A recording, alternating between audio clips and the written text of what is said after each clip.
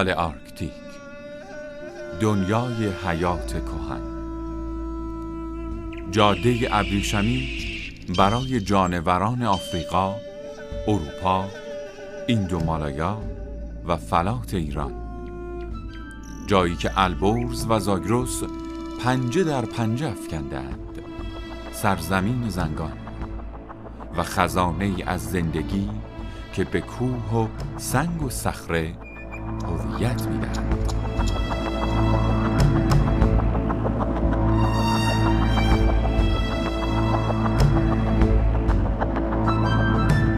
اینجا تنها یک تکه از زمین نیست.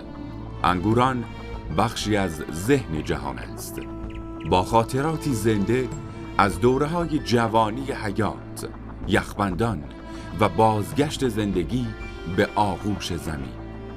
اینجا گنجینه‌ای از حیات نهفته است.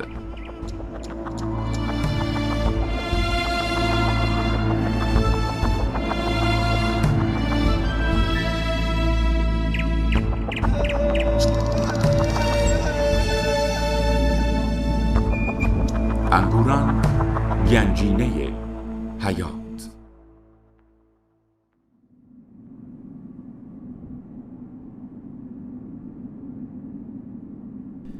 طبیعت با تمام دخالت‌ها و اشتباه‌های انسان از تلاش باز نایستاده است.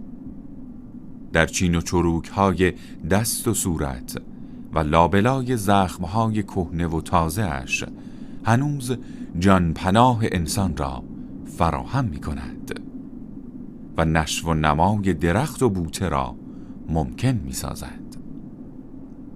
گاهی درخت چی را در دامنه تپه‌ای می‌کارد و گاهی رویشگاهی مختصر را در کرانه آبراهی به قدر بضاعتش امتداد می‌دهد.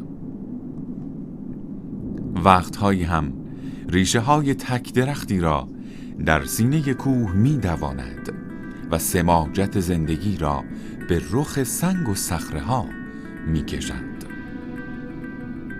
طبیعت انگوران در نگاه اول نمایی از پوسته زمین را نشان می‌دهد که چالش‌های رخ داده بین خاک و باد را در طی دوره‌های زمین شناسی در نگاه بیننده قابل تصور می‌سازد.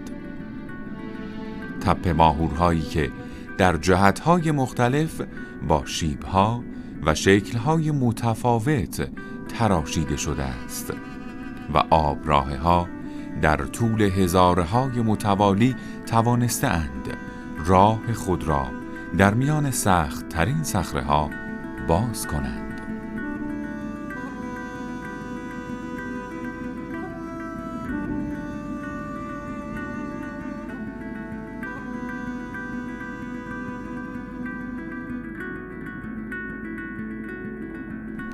کوهزایی و فشار طبقات زمین شناختی چنان قدرتمند بوده است که در جایی سنگ‌های عبوس را پیچ و تاب داده و در جایی دیگر صخره‌های عظیم و انبوه را تا بالاترین ارتفاع ممکن پیش رانده است.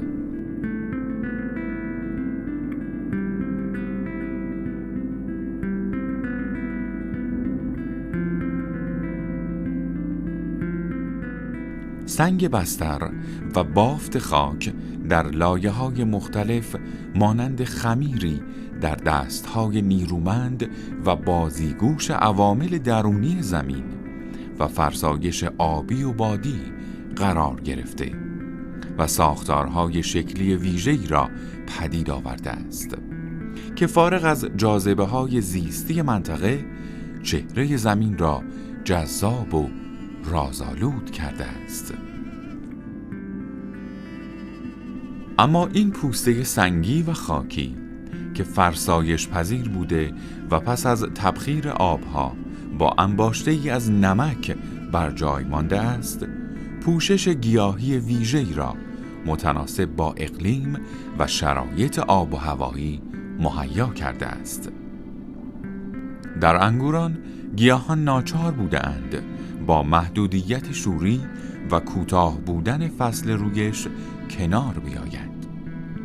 ذخیره برف‌های زمستانی هم فرصت رستن را در بهار نسبتاً کوتاه فراهم آورده و این پوسته به ظاهر عریان خواهد توانست جنین بذرهای نهفته را نمو دهد و راه زندگی را ترسیم کند.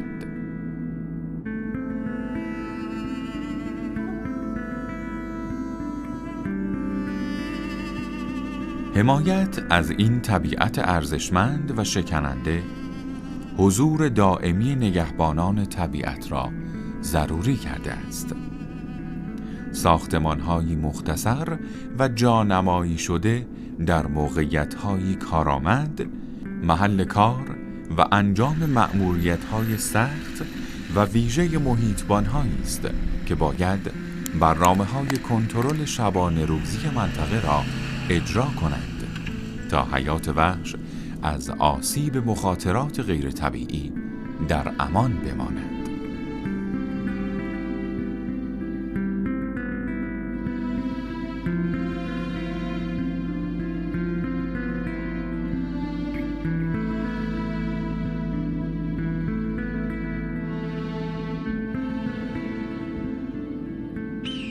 پرنده‌های شکارگر که در رأس یکی از هرم‌های زیستی قرار می‌گیرند، حاکمان بلا منازع آسمانند. این عقاب نابالغ در حالی به آراستن پرهای خود مشغول است که از یک طرف رفتارهای والدین خود را زیر نظر دارد و از طرف دیگر سوژه شکار را شناسایی می‌کند. از سویی هم باید رقیب‌ها و خطرها را شناسایی کند.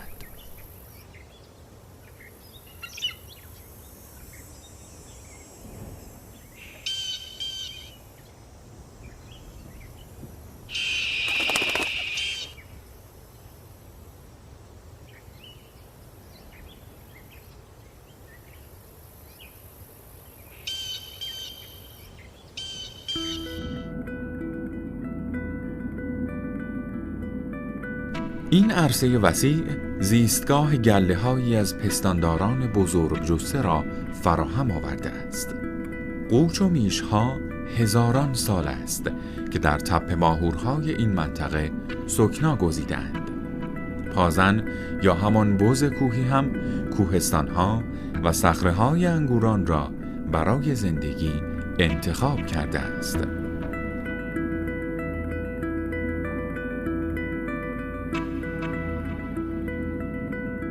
این گیاهخواران تشکیل گله‌هایی را می‌دهند که بر اساس نیاز به منابع زیستی از جمله غذا و آب و یا محل امن برای استراحت و زادآوری به صورت مستمر در داخل یک زیستگاه و یا بین چند زیستگاه دارای کریدورهای ارتباطی در حال جابجایی‌اند.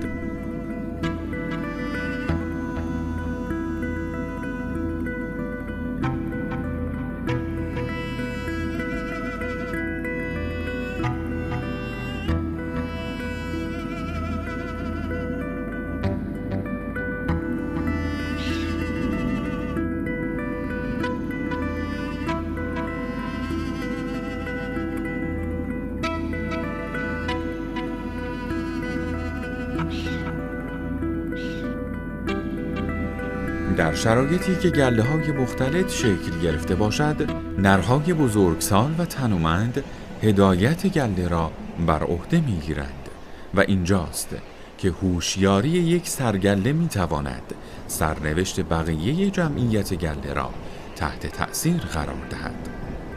اگر مراقبت سرگله مؤثر واقع شود، گله می‌تواند در نهایت آرامش به تغذیه بپردازد و امنیت زیستگاه را تأمین شده تلقی کند.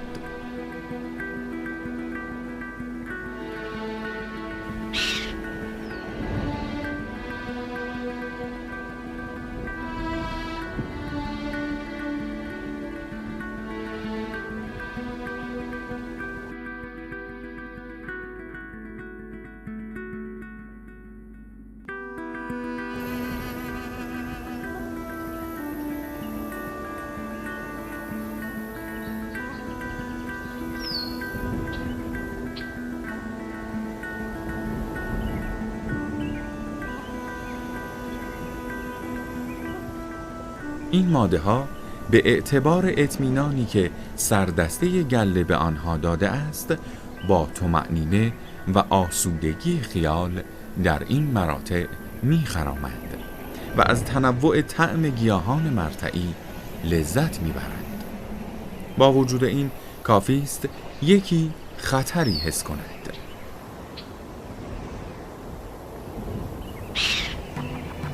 بلافاصله زبان رفتاری و اعلام اخطار به سایر افراد سبب خواهد شد گریختن از محل خطر در دستور کار قرار گیرد و گله به پناه شکاف‌ها و مناطق صعب العبور سرازیر شود.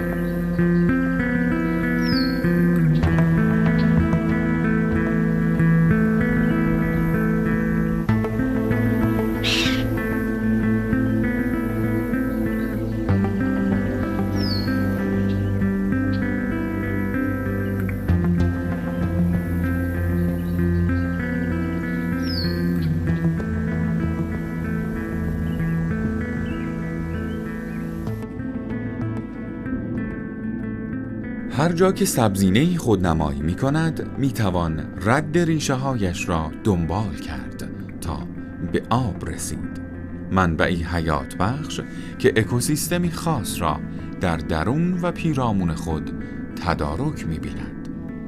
از پرندگان تنها گرفته تا دسته ای از سبکبال‌های ریز جسته که در زمین‌های پردانه کنار آب دنبال غذا می گردند.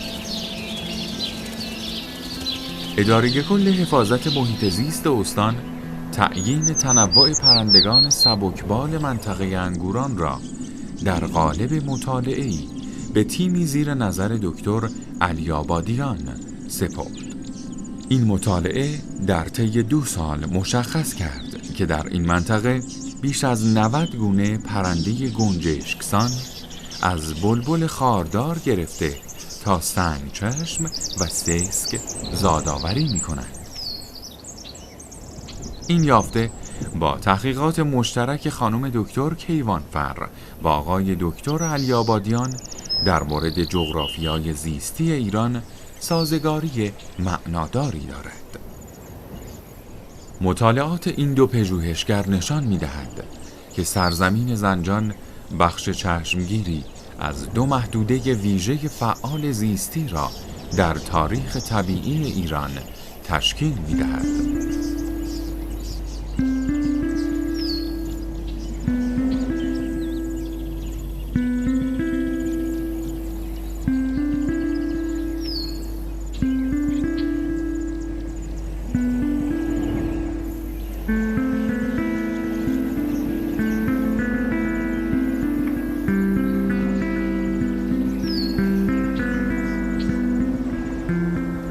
دریجه پرنده شکاری با جثه‌ای کوچک است که جمعیت مطلوبی را در منطقه انگوران به وجود آورده است.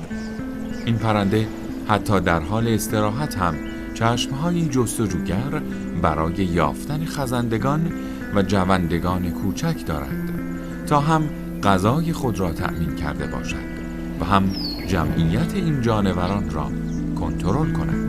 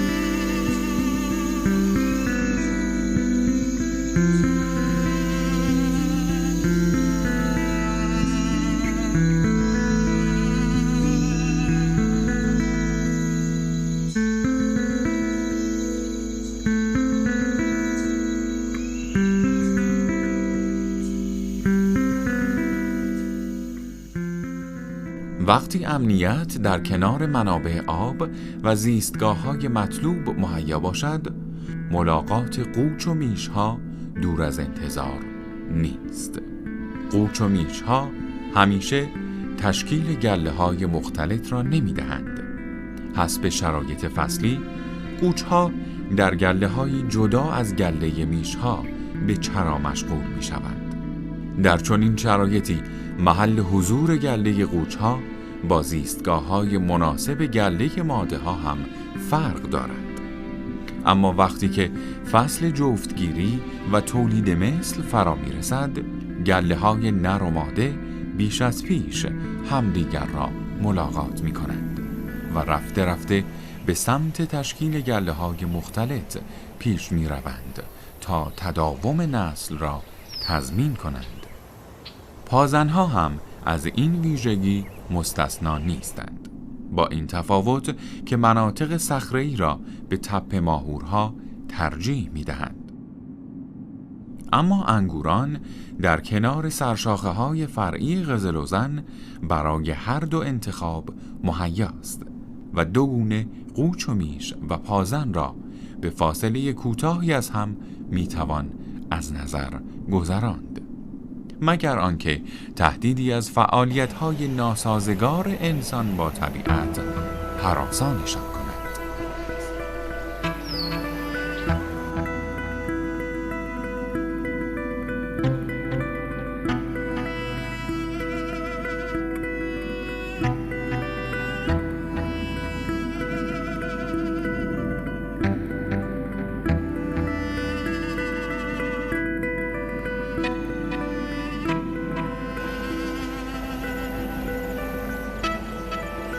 اما جلوه‌های زیستی انگوران تنها در پهنه‌های نسبتاً خشک خلاصه نمی‌شود. وقتی که از فراز صخره‌ها و بلندی‌ها به سوی دره‌ها سرازیر می‌شویم، با بیرون خزیدن آب از دل سنگ‌ها و چشمه‌ها، نهرها و جویبارهایی شکل می‌گیرند که دره‌ها را آماده پذیرایی از گزها و درخت‌ها و مجامع گیاهی می‌کنند.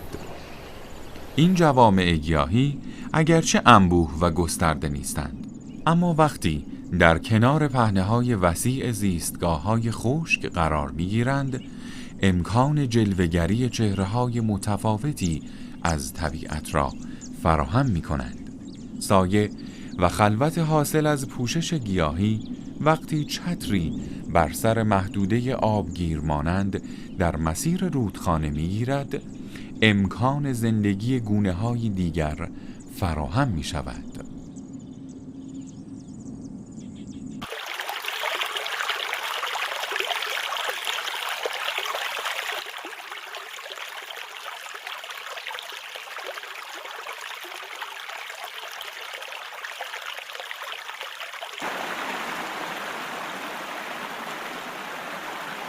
این خرچنگ پهن رودخانه‌ای خانه مناسب دارد و این آب جاری تمام مایحتاج او را تأمین خواهد کرد. چنگک‌های عنبر مانند خرچنگ عاری از سم و زهر است، اما برای شکار و به دام انداختن طعمه بسیار کارآمد است. پایک‌هایی که چشم‌های خرچنگ روی آن قرار دارد، قدرت حرکت را به چشم‌های او می‌بخشد. همین تحرک چشم نداشتن گردن مشخص و دارای انعطاف را برای خرچنگ جبران می‌کند.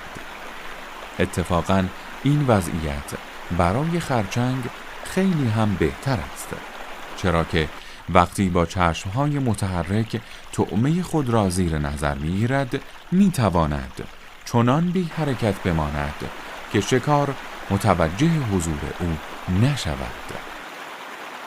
4 جفت پای تخصیص یافته برای حرکت و حفظ موقعیت در بستر سنگلاخی رودخانه‌ها آنقدر قدرتمند و مجهز هستند که بتوانند خرچنگ را بر دیواره عمودی تا مدتها نگه دارند تا بلکه این کمین طولانی نتیجه بخش شود.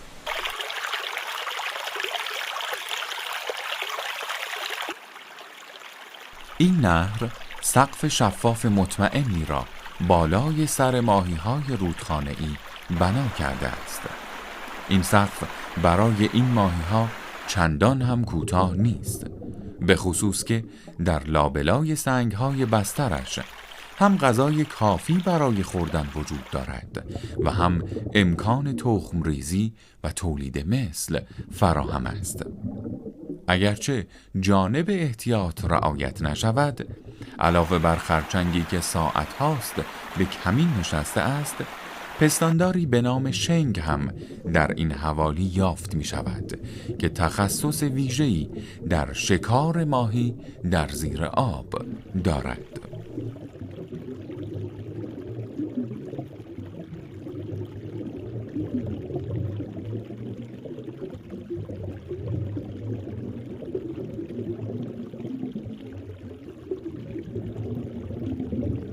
از بستر آبراهه ها که به دامنه های کوه و کمرها برگردیم، در میان سنگ ها و گیاهان رسته در درزها و شکافهایش پرنده ناماشنایی را میبینیم. کبک که به خرامان بودنش معروف است، به واقع در میان صخره ها و گیاهان علفی و بوته‌ای کوتاه و بلند میخرامد و همچنان که دانه برمیچیند مواظب است تا جوجه های بی تجربه اش قربانی شکارگرهای متعدد طبیعت نشود. برخلاف کبک های بالغ که رنگامیزی پر و بالشان برای خودنمایی و دلبری کردن از جفت جلب توجه می کند، پر و بال جوجه های جوان نابالغ باید بتواند آنها را از چشمهای شکارگرهایش پنهان نگه دارد. شکارگری تیز پرواز و تیزبین در آسمان و شکارگر دیگری که آرام و مرموز بر روی زمین می‌خزد و ممکن است به یک باره غافلگیر کند. در مقابل این خطرهای جدی، علاوه بر مراقبت والدین، همرنگ بودن با محیط پیرامون امتیاز بزرگی محسوب می شود. پروبالی که همرنگ سنگ‌های خاکستری و لکه‌های قهوه‌ای نارنجی گل سنگ هاست، احتمال دیده شدن را بسیار کاهش می دهد.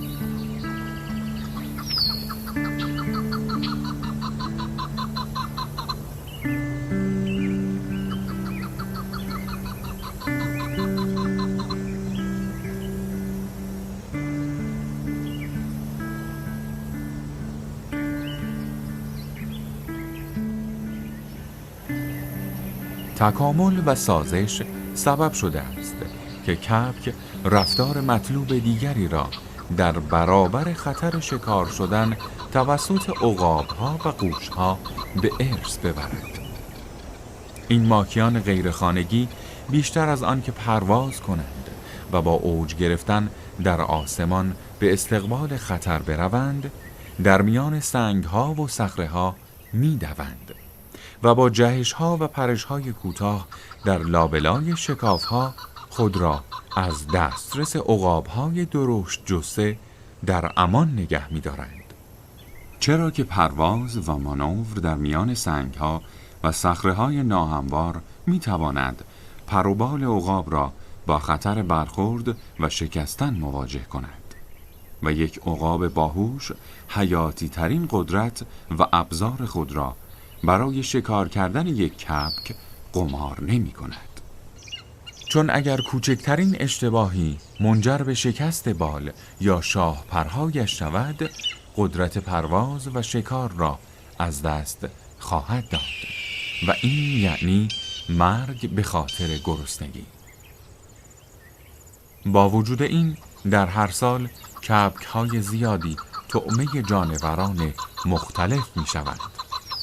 از عقاب و قوش‌ها گرفته تا پستانداران زیرک و باهوش.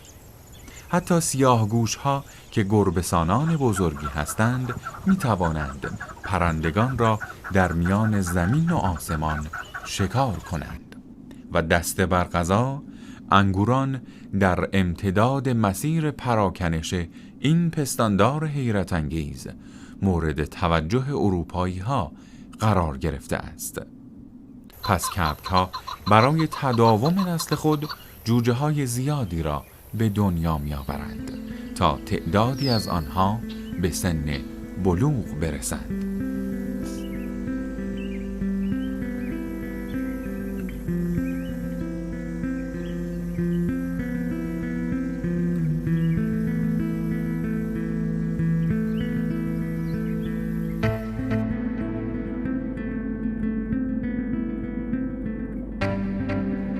در کنار دیوارها و ستونهای فرسایش یافته انگوران و در ورای دره‌های صعب العبور، حاشیه قزل‌وزن مأمن پرندگان آبزی و کنار آبزی متنوعی است. پرندگانی که چندان هم ریز جسته نیستند و غنای گونه‌ای این جغرافیا را به رخ می‌کشند. مرغابی‌های آبچر به خصوص در فصل مهاجرت‌های زمستانه به این ناحیه سفر می‌کنند و تا مدتی در این زیستگاه می‌آسایند و زندگی را به جریان می‌اندازند. خودکاها و اردک‌های سرسبز دسته دسته در این مأمن جا می‌گیرند و در کنار حواسی‌ها جا خوش می‌کنند. شاید چنین به نظر نیاید که مرغابی‌ها تخصص زیادی در پرواز داشته باشند، اما واقعیت چیز دیگری است. این پرندگان همچنان که در فرود بر روی آب مهارت ویژه‌ای دارند، در پروازهای طولانی و اوج گرفتن هم زبان زد هستند. هر ساله مسیرهایی را در طول قاره و از فراز کشورها برای عادت مهاجرت خود طی می‌کنند که ممکن است از 1000 کیلومتر هم فراتر رود. آنها در این مسیر باید از قلل رشته کوه‌ها عبور کنند و این بدان معناست که آنها پرندگان بلند پروازی هستند. این پرندگان آرام غذای ساده‌ای دارند و با وجود بلند پروازی ساده زیستند. غذای آنها را نه ماهی که مواد و ذرات معلق و یا موجودات ریز شناور در آب تشکیل می‌دهد و با منقارهای خاص خود و با علک کردن آب قوت خود را به دست می‌آورند. شاید به همین سبب است که حواسی‌ها هیچ وقت از حضور این جمعیت پرتعداد اردک‌ها بر سفره رودخانه ناراحت نمی شود و آنها را رقیبی فرض نمی کنند که باید با آنها به منازعه پرداخت. پس اردک هایی که رنگ پر و بال نرهایشان با رنگ پر و بال ماده هایشان به کل متفاوت است، گاوچرانک ها و حواسیل ها را با رژیم غذایی خودشان آزاد می گذارند و در کمال صلح و آرامش در کنار هم زندگی می کنند. پیچ و تاب‌های قزل‌وزن هم با این پرندگان نجیب مهربان است و مأمن و غذا را به اندازه کافی فراهم می کنند.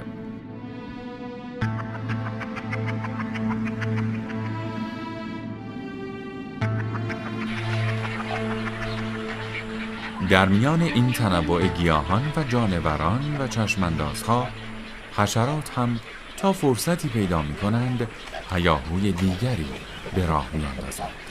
هیاهویی نه از جنس صدا بلکه از جنس پرواز.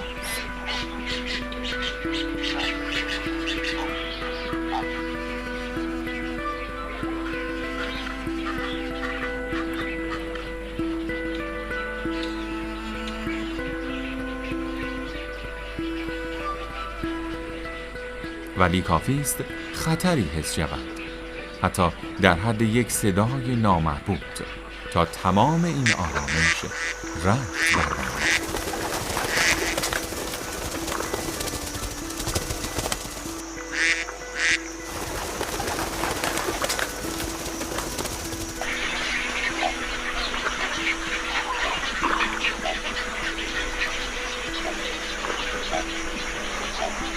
حال به سمت دیگری از انگوران می رویم، جایی که رخنمونی ویژه از اعصار گذشته به جا مانده است تا ثابت کند در دوره‌های پیشین زمین شناسی قزل‌وزن در کدام بستر جاری بوده است و زمین‌های این جغرافیا در کدام ارتفاع قرار داشته است.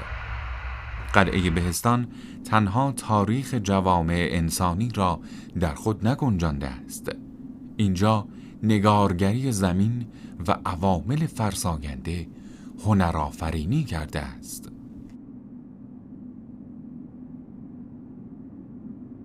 تشکیلات پاسنگی بهستان دیرپایی است که خود را از فواصل دور نمایش می‌دهد. ساختارهایی که با لایه‌ای مقاوم در برابر فرسایش ناحیه سطحی زمین را حفظ کرده است.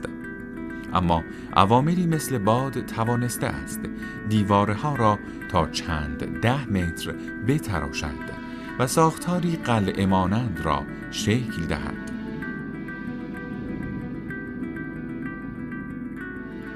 چون این ساختاری برای جانوران فرصت کم نظیری است، همچنان که مدتی هم برای انسانها نقش سکونتگاه را داشته است. ناحیه رأسی این تشکیلات اگرچه وسعت زیادی ندارد، اما مثل جزیره‌ای در میان اقیانوسی از هوا بوده است که دسترسی به آن تنها برای پرندگان و گونه‌های محدودی مقدور است که برای راه رفتن بر سطح دیوارها تخصص یافتند.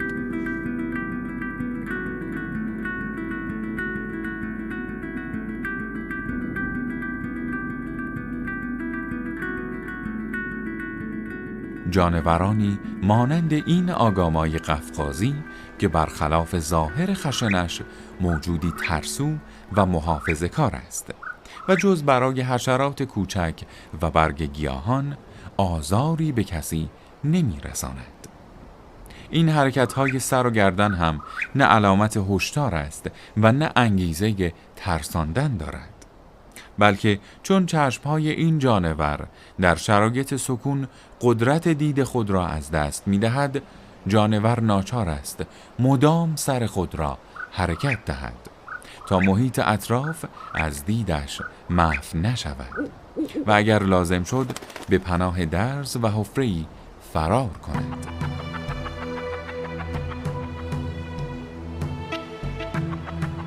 حفره‌های طبیعی و دستساز قلعه بهستان اگرچه در گذشته محل سکونت انسان و مأمنی برای پناه گرفتن در برابر هجوم دشمن بوده است، اما امروزه دوباره لانه و کاشانه جانوران است.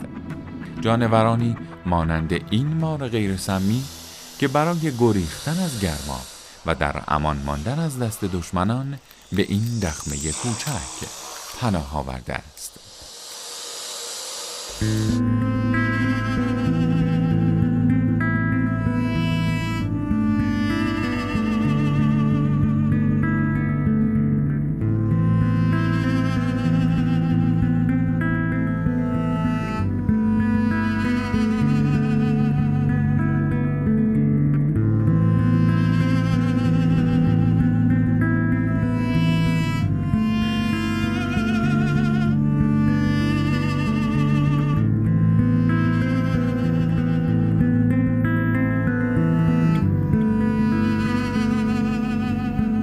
این جنبانک‌های ابلق در بستر عریان شده قزل‌وزن که با کم شدن آب در معرض قرار گرفته است، دنبال غذای خود می‌گردد.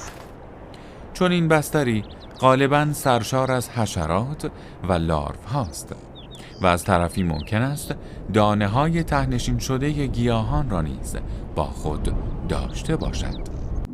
این بستر عریان مانند تسمه‌ای دور کمر قلعه بهستان حلقه بسته است و به این ترتیب قلعه بهستان سفره‌ای هم برای دم جنبانک ها تدارک دیده است.